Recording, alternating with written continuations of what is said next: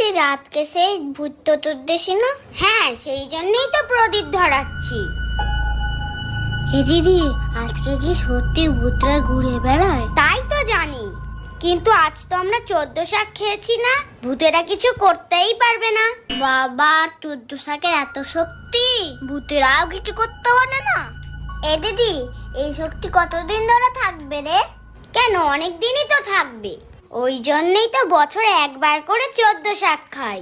এ দিদি শোন, এবার ভূত আসুক না আমার কাছে, এমন মার মারবো ভ্রমণ করতে করতে পৃথিবীর বাইরেই চলে যাবে। তুইও কোনো ভূত দেখলে আমার কাছেও পাঠিয়ে দিবি। বলছি নাকি ভূতের ভয় পাবে না? এমন ভয় দেখাবো না, পুরো রাম রাম বলে পালাবে।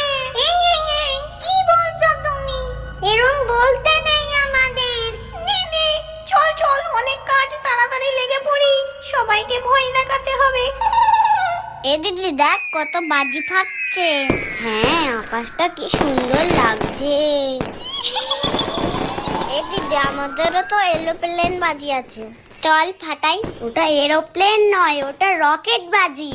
ওই হলো। ঠিক আছে, তুই এই প্রদীপটা ধর, আমি বাজিগুলো নিয়ে আসি। এই মরেছে, ভূত মনে হয় সত্যি সত্যি চলে এসেছে। কিন্তু আসলো কি করে? আমি তো 14 শাক খেয়েছি।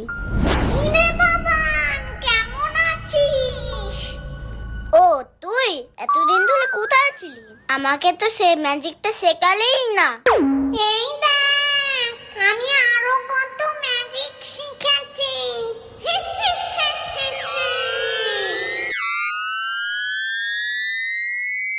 ওরে বাবা রে, তুই ধর প্রদীপ, আমি পালাই।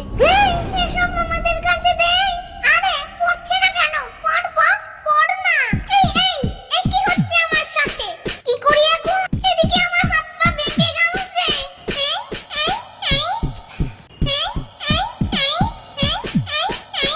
কিছুতেই তো পড়ছে না যে।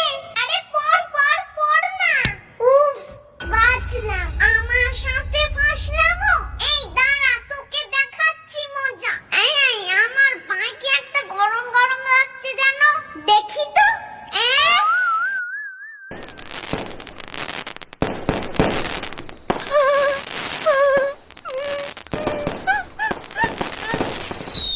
টাটা।